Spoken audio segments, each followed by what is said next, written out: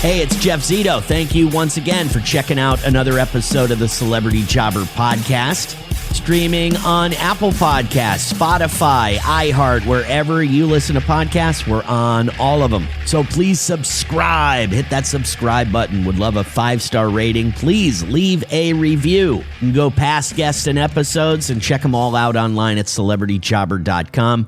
Taking a deep dive looking at celebrities' life before fame, examining what it was, their big break, the moment that launched their success. We all remember Goat Boy Jim Breuer from Saturday Night Live. One could say that launched his success, but maybe not. Maybe there was something else that we'll find out about. So we all know him from Saturday Night Live. He was Goat Boy. We all know the movie Half Baked. And recently I got into a documentary that's like 15 years old, and it's called More Than Me. And it basically follows Jim on the road, and he takes his elderly father on the road with him. His dad's getting older. He's having trouble walking around. He's having trouble going to the bathroom and cleaning himself up. So the documentary is Jim taking his dad out on the road with him and taking care of him. And it's like a sweet story. They're reconnecting as his father's life kind of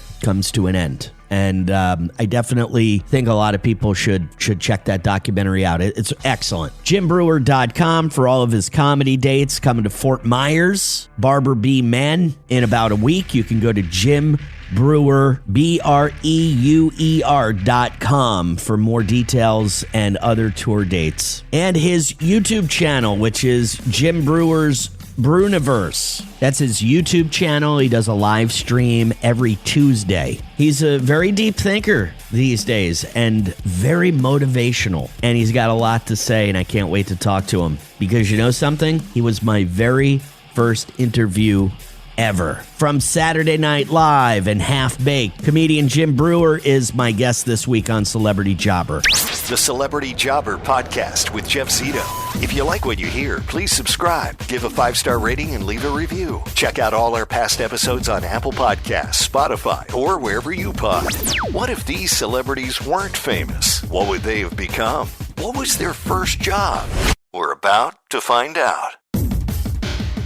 You don't know this. We've talked a few times over the years, but I just want to throw a little couple of fun facts at you. You were my very first radio interview, and I want to say it was in 1995, and I was at a Sarasota station called WYNF. And wow. I always remember this because the guy that was on in the morning, his name was Brent Mitchell. He was on with another guy named Jeff Blasey, and they had you on. And he goes, "Hey, you want Jim Breuer on?" And at the time, I didn't really know your name. I go, who's that? He goes, "Goat Boy." And I go, "Oh, I know Goat Boy." And so you always have this this special place in my history. So it's very good to chat with you a little bit, man. That's really cool. Well, I love these stories. Isn't it cool? I mean, I'm talking about 1995, dude. So yeah, it was pretty early in your career, right? That was brand spanking new in my career. So tell me a little bit about that. Had to be your big break, right? Like getting on SNL. You're young, you're in your 20s, and I hear that those auditions are brutal because Lauren's there, nobody's laughing, and it's like, tell me a little bit about that experience. It's exactly what you say. So, I come from the stand-up comedy world, so I need feedback. And me specifically, when I'm at my live shows, I feed off the energy. Right. So when you see me do stand-up, I don't have a script. I have my premises with my beginning and endings, but in between I can go in any direction. So depending on the energy of the crowd. So for Saturday Night Live, just zero energy. Right. It's just you on a stage by yourself, in your bedroom, in your bathroom, in your kitchen, no different. The only difference is just imagine people peeking through the window staring at you. And you're like, okay. Gotta be nerve-wracking. And Lauren, for me, he just kept pacing in front of me and back and forth. And he would just pacing, not even look at me. So, but by the time I auditioned for Saturday Night Live, I already had done a TV show that was syndicated in 92 and 93. I had done some network TV stuff. And I was in the works of creating sitcoms. Oh, wow. And so I was in it. And then Saturday Night Live, which I did not, be honest with you, when they first said they want you to audition, I said, I don't want to. How come? And they went, are you crazy? I went, no, I know the comedians on there, and they're all miserable, mean human beings. And I don't want to be in that environment. Wow. And they said, no, it's all new cast, it's all new writers. So after I auditioned, in the newspaper, they wrote an article and they specifically wrote my name that I was already written off. Oh, wow. Yeah. So I was like, oh, great. Okay. Right. Yeah, all right. But then the next thing you know, I'm going again. And then after that one, same thing. You just stand there by yourself and do your thing. And then they came to see me in a comedy club, and I murdered that night. Right. Murdered. As a matter of fact, I had to follow Ray Romano. Oh, that's Jesus. what I'll never forget. Oh, my God. And crushed the place. And so is Daryl Hammond, who did Clinton all those years. Yeah, great. And he got hired immediately. I did not. And then I didn't hear from them. And then Lauren met me a couple times. And then I think 10 days before the show aired, they hired me. So I got shot out of a cannon. Wow. There was no like, wow, I'm on Saturday Night Live. It was like, you're hired, but we need you tomorrow to start filming. So I didn't even have time to like, I'm on Saturday Night Live. And then immediately you're trying to, I remember the first process was you got to come up with sketches. And I'm like, I'm not a writer. Right. I'm a storyteller. I'm not a joke and character, and I can do character. So it was very intimidating. Will Ferrell and Sherry O'Terry and Molly Shannon, they all came from a sketch group. Right. And they all had characters, and they were just one week after the other. I'm like, I can't compete with this. Like, I got to figure out. So it took a little while for me to figure out my groove, but Saturday Night Live was definitely the launching pad, because it gets you in the VIP room. It gets you that dinner reservation. Right. Hey, we're sold out. He's one of the cast members. Oh, have him show up at 7:00. You know, it's like, hey, I got this idea for a movie. He's one of the center. Oh yeah. Come on in. Let's hear your movie idea. So as far as that, yes, so it was SNL, a huge. The Celebrity Jobber Podcast with Jeff Zito. The Celebrity Jobber Podcast with Jeff Zito. So you were saying, Jim, SNL really, you were kind of already in it. So tell me, what was the very beginning? Like, what do you consider like your first footstep into show business if Saturday Night Live wasn't the first thing? What was it? It was called, technically we can go back all the way to 1988. Wow. When I moved to Florida and I got on a Nickelodeon show, because I really wanted to be an actor, a straight actor. I didn't want to be a comical actor. Really? I wanted to be I still, if I had a chance, that's what I'd much rather do. So, and I did drama throughout college. I was in theater in college as a theater major, and I went for all the crazy dramatic roles. Yes. And so the first big one was I moved back to Long Island, and I got a show called the Uptown Comedy Club. It was based out of Harlem, and I don't know how old your audience is, but at the end of the day, it was the very poor man's In Living Color. Okay. So there was no budget for costumes, and it was like a school play on television every day with us creating. And what was amazing about that show, everybody, there were no egos. There was no, everyone was helping one another. Like cast members would help write for other cast members. They'd have the producers would have these deep morality talks on how to deal with being recognized, and as we grow, and if you become a star. And that was almost like the class of life. I was also one of two white guys in an entire black area, and just even that changed my whole life. I learned so much, not just about television life in general, but what I wanted because they kind of spoiled it for me, because after that, everything I got involved with is a cutthroat business. Right. It was all about ego. It was all about, I'll do anything to get to the top. I'll steal from you. It just, that show, it's called the Uptown Comedy Club. And that was my first, hey, I got a TV show, national TV show under my belt. It was syndicated, but, did it explode? Did people recognize me? Not so much, unless I was in an urban area. Right. That is kind of crazy that I never heard that you wanted to be a serious actor. So yes. Like, where did that come from? Because I know your parents weren't in show business, right? What did your mom and dad do for work? They were both from the World War II era. I was they had me in their 40s. They met each other. I was their bastard child.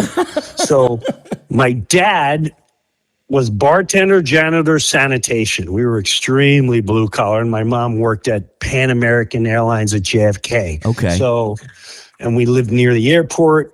But my cousin, my dad's sister's daughter, is Nancy Allen. This woman named Nancy Allen from Carrie. Yes! Wow, you're aging yourself.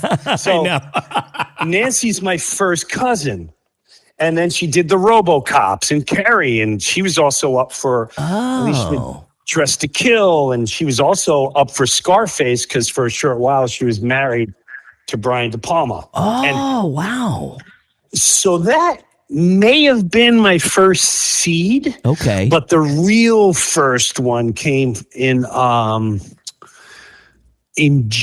high school, where you had to take music, theater, all our arts was like one semester theater, one semester learning guitar, whatever. Okay. And whatever. And I was like, I'm not acting. That's fairy stuff. I'm not doing that stuff. And he said, you have to pick a role. And there was one role. It was South Pacific. It was the play was South Pacific. And I forgot who I was, either the general, but I had to tell someone off. Right. And it was basically, it was like a little tutor. You will not come in. And I was like, this is easy, man, for me to tell someone off. And I imagined who the person I was telling off. And I'll never forget when I was done, the acting teacher was staring at me and he went, oh my God, do you want to be an actor? I'm like, yeah. And so that was the beginning. Right. And then once I took theater, everyone was like, you'll never get this role. I got every lead role because I was willing to go there emotionally, no matter which way it was. Wow. That's crazy. And I got to tell you, Jim, and I just noticed this as we get older. I'm going to date myself along with you, okay? As we get older, I see like this sensitive side of Jim Breuer coming out, and I have the same thing, and I relate it to my parents getting older. And I just got to compliment you on this film that you did, this documentary about your dad, and it's called More Than Me. If you haven't seen it, especially if you have older parents, like my dad is 90 years old, just turned 90, and this really hit me hard. And I just I want to tell you that you showing that kind of bravery to like go on tour with your dad, film it, show everybody what happens when your parents get older and what you have to do and some of the sacrifices you have to make. I mean, it was really important, I think, for you to make that for other people to see, because other people are going through that. And it was powerful for me to see. And I just wanted to tell you how it meant. I mean, it really means a lot. Like seeing that film. Tell me where you were in your mind when you were like, okay, I got to do this. I got to do this. Exactly. Tell me a little bit. Exactly. The Celebrity Jobber Podcast with Jeff Zito. Celebrity Jobber. Tell me where you were in your mind when you were like, okay, I got to do this. I got to do this. Exactly. Tell me a little bit. Exactly. About it. I was in Houston doing a show. And before that film, More Than Me, and the reason it was called More Than Me, because my dad would always say, I just want you to have more than me. And I go, Dad, I already do. You can relax. You can, you gave me the world. Right. And so I was in Houston, Texas, doing a show. And I always brought my family. So I had my dad with me, and I had my niece. My niece was selling merchandise. Every one of my tours is almost like a therapy tour. I'm like, okay, this one's battling this. You're coming on tour, and we're going to have to spend a lot of time together. And this one's so that we were in Houston, and I'll never forget, a fan came up to me, and he goes, hey, man, I just want to tell you, I love you from Half Baked. And my dream was to drive here from Dallas and smoke and get high with the guy from Half Baked. And I got here, and dude, I see you with your dad, and I see you with your family. Bro, you changed my life tonight. Like, to see a guy like you just, and he started tearing up. He goes, I seriously think you changed my life. He goes, it makes me want to be a family man. I'll never forget that moment. And that's when I realized that is way more empowering for others to see when you just walk the walk. And instead of you can talk the talk or walk the walk humbly. Right. And I knew just by setting an example, this would change. I said, you know what? And I knew filming my dad would not only, it had nothing to do with putting me in the limelight, had everything to do with, there's so many people that their parents are getting older and they don't know what to do. And they go through all these emotions. Like, oh, they're a lot, and they're this, and they're changing. And this really, in my opinion, I put it all out there. Every emotion you're going to go through, from guilt to frustration, to knowing they're going to pass away, to watching them deteriorate, and give you a different perspective of what this journey is that we really, no one teaches us this. They don't teach us this in school. They just say, go make lots of money and be famous and be the CEO and blah, blah, blah, and buy 3 homes, blah, blah, blah, whatever they teach you.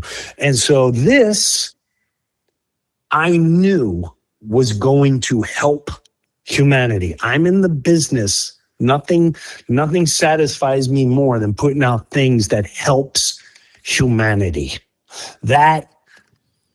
I'm here to serve. We are here to serve. And what I mean by that is one another. Right. Like you said, it helped you. It did. With your aging parents. I have so many people that come up to me after a show that say, I gotta say, you saved my life. When I watched your video that you did, the funny how God works stuff, it changed my whole life. Like that's what we're all here for. We take our knowledge and we show it to others. And I just knew it was going to make an impact for anyone that watches that. It did. And you know what it made me do? Honestly, just going to tell you the truth. Personally, I knew I was going to talk to you today. It was last week. I wanted to brush up on the documentary. It meant so much more to me now seeing it. And my dad just turned 90. And I watched it. I called my old man the next day and I said, hey, you want to go to a baseball game? You know, he goes, yeah, let's do that. Right. And it just made me think that, like, you know, it's not going to be forever. Nope. Father Time's undefeated. We're winding down. So, like, let's just hang out. Like what you did when you were like in the film, you're like, hey, you know what? I don't want to go to Bennigan's. I want to hang out. I want to hang out. And that's kind of what I took from it. And it was just important to me. And we hung out. We had a great time, drank a couple beers, had a pizza. And that's the kind of stuff, that's real life stuff. You know, that's real life stuff. You don't want to find yourself going, which many of us do, man, I should have. Right. If I just. Right. Why didn't I? And the way, I think I said it in a film too, but the way I look at it, even with my kids now that are in their 20s, if they want to be with me, I don't care how busy I am. Right. They may not be here tomorrow. Right. And what is more important than that one little moment that you're going to create, or that one little moment you could help them with a certain subject? And with my parents, with our parents, you know, a lot of people aren't as blessed as having certain parents. Parents aren't perfect, but they were there for you during your childhood. And you may say, well, you're supposed to be there, blah, blah, blah. There's no reason to pay that back, because when they slowly start becoming a child. Yeah. And many of us just put them in a home and, you know, we don't have time and whatever it is. You do have time. We just don't want to sacrifice doing what we're doing. And it's not easy, but thank God the film does help some people. It really does, Ben. The view. It really does. Now, Jim, when you're telling me you wanted to be a serious actor, comedy just kind of happened for you. You're a funny guy. You're not a joke teller. You're a storyteller.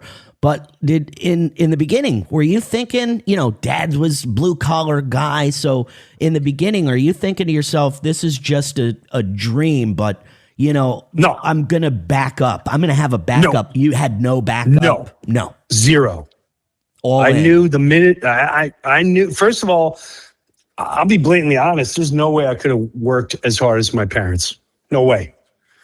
And I even studying that, I'm like, you are killing yourself to make it to 60 something so you can live a solid 10 years if you're healthy. Right. That's the American dream. That ain't happening here. That's just, I can't do it. I can't. And I knew,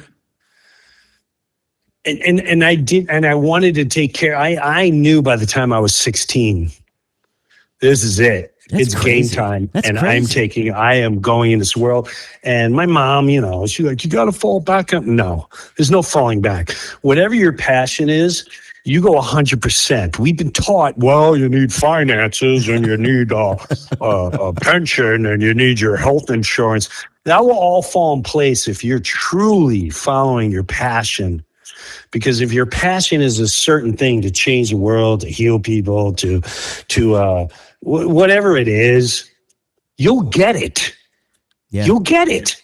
It may not be the way you visualize, but you'll get it if you dedicate yourself. If I want to learn about the computer and I put 100% into it nonstop, I'm going to know everything about the computer. Right. I can't go, well, I'll do it for like an hour and then I'll work on this. And same thing with whatever life goal you're going towards.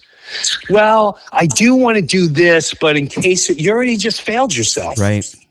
just amazing at 16 years old that you were that mature to have that kind of outlook on life. Because when I was 16 years old, I was just thinking about, getting with chicks and drinking beer. So I'm kind of impressed that you had that kind of outlook at 16. Any other jobs, though, before show business? Celebrity Jobber.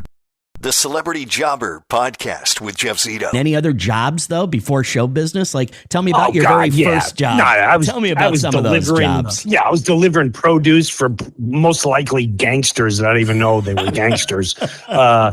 I worked at Sears, where everyone could look up the Long Live Paint video. Okay. Of the bomb threat that I accidentally called in that cleared the store in the mall. That's a true story. And I worked a lot in restaurants. I was for a split second. Yeah. My life got thrown off course with a major move, and pursuing comedy and acting was thrown to the side. For a split second, I went, I'm going to go into restaurant management, and because I just loved being social and being around people, and I was a good waiter and I knew how to run things in the restaurant. But then I was like, no. This is stick to the course, kid. And so your very first job was delivering produce for what you thought my very was the first mob? job. No, my first job was delivering a newspaper on my bike. Then it was working at Sears. Okay. In the paint department. Watch Long Live Paint on YouTube. You're going to howl with laughter. Okay. And then it was delivering produce. And then it was waiting on tables. Wow. You're a pretty inspiring guy, Jim. I watch Breuerverse. I watch it, and I get these like motivational things from you. And I just find similarities. Like, I just turned 50 last year. Maybe that's what it was.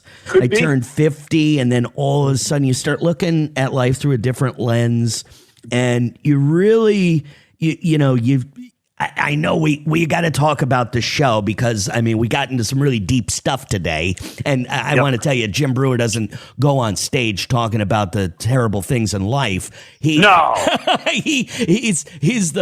like one of the funniest comedians that you're going to see. But you're going to have a good feeling when you leave. You're going to take the world away, and you're going to have a good feeling about life when you leave. And I think that you do this stuff to maybe, detach yourself from the real world and maybe give others a little bit of time away from the stresses in life. Yes. But you're a real person, just like anybody else. I think that's the thing to take from this. You are a real person going through the same trials and tribulations that regular people do. And I see it. I see it on your, the YouTube channel. You've become this very motivational, inspirational kind of guy, and I just want you to know it doesn't go unnoticed. I really appreciate it. I think we all need it right here, right now. Yeah, and I'm glad you recognize it. Every Tuesday night, including tonight, I live stream. 8:30 p.m. and a lot of that stuff comes from the live stream. But I thank you for that, because that's where my heart is, to serve, to give back, to let everyone know, hey, we're not perfect. And you may think I'm a quote celebrity, but I'm really a celebrity is just someone you've seen on TV, and you have this different image. I'm human like you. I have 3 kids. We have struggles there. I am married 32 years. We're faithful and loyal, and we had our ups and downs and our horrible moments and almost broke up. And I've lost a brother and a sister and a best friend and my parents, and we all are in this together. And the more we can share that with one another, the more we'll be able to get through this place without letting the madness that's barking all around us infiltrate our energy. You feel like you can't get away from it, right? Yeah. Thank you for having me today. This was awesome. Man, I know what it's like to be constantly, when another grown man tells another grown man how much they appreciate him. I know it gets a little weird after a while. It's all good. I feel it. But I wanted you to know that you do make an impact, and sometimes I feel like you need to hear that kind of stuff. The Barbara B. Mann Performing Arts Hall, by the way, in Fort Myers, such a great theater, one of my favorites. The Barbara B. Mann Performing Arts Center, Thursday, May 21st. Jim Breuer, tickets available. It's not the biggest room, a couple thousand people. So you might want to get your tickets in advance. And I tell you, you do a lot of impressions at the show, Jim. You do the Joe Pesci. Joe Pesci ever give you a hard time for that impression? Hey, nobody even cares about me anymore. No one even knows who I am. That's not true. Actually, it's true. Anyone under 40, they don't know me. The last thing they saw is me doing a Snickers commercial. Again, Jim Breuer, Barbara B. Mann Performing Arts Hall, Thursday, May 21st. It really great talking to you, Jim. And you too, brother. Keep doing what you're doing, man. I'll do my best. Thank you for a wonderful time. Take care, man.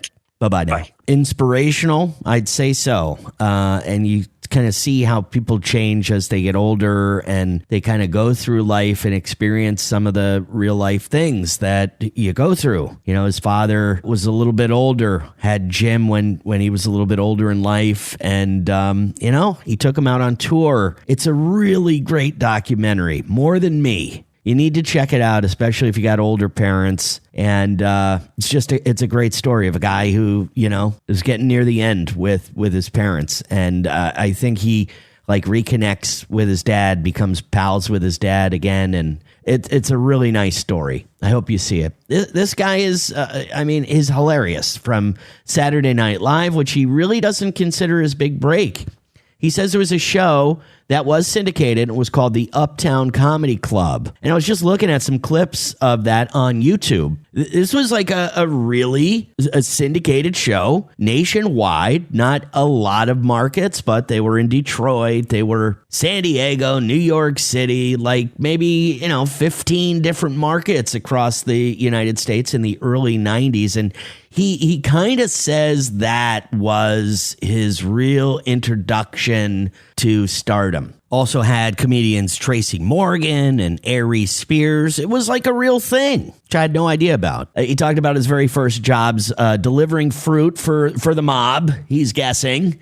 When you grow up in, New York, that's just kind of like a way of life. You know who the guys are. You don't talk about it, but, it's just kind of a fact of life when you grow up in New York and New Jersey. He also said that one of his first jobs was at Sears in Long Island. And he tells a great story online. A lot of his shows, he's told this story. It's called Long Live Paint. When he prank phone called another department at Sears, and he was doing a voice of Muammar Gaddafi, if you remember, the guy that was the president of Libya, and the U.S. and Libya had problems in the early 90s, and he threatened to blow up the Sears with 6 Libyan missiles, and ended the phone call with Long Live Paint. They ended up evacuating Sears and the entire mall, and Jim got interrogated by the police and the feds, and it's a whole story, but a good one if you wanted to go onto YouTube and search Long Live Paint Jim Breuer. It's definitely worth it. You can get a list of all of Jim's tour dates on his website, jimbreuer.com. That's Jim, BREUER.com.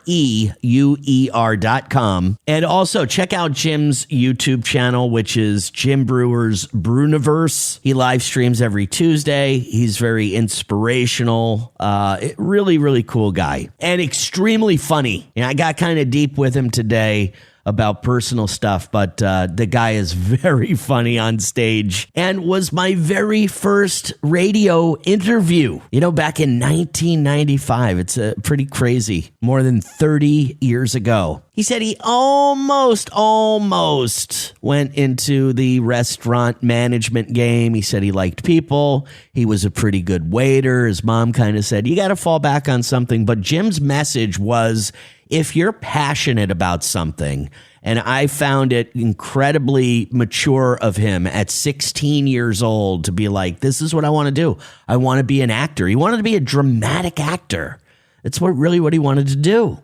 And he was like all in at 16. And he goes, if you're really passionate about what it is you want to do, the finances, the 401k, the health insurance, all that stuff will kind of fall into place. And I do believe that he's correct. My dad used to tell me, if you love what you do, you won't work a day in your life. And I think that's kind of what Jim was saying.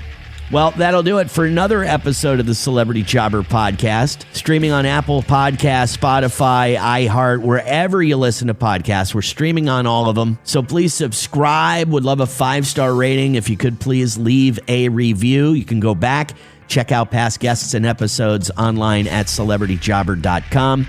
Also, follow us, youtube.com/the@celebrityjobber. On Instagram, celebrity_jobber_podcast. And for bonus content, subscribe to our Substack, which is substack.com/celebrityjobber. Who knows what would have happened to these people if fame wasn't an option? Who knows? Jim Breuer could have been managing a restaurant. I don't think that was in the cards for him. Anyway, thank you again for checking out another edition of the Celebrity Jobber Podcast. And until next week, I'll see you then.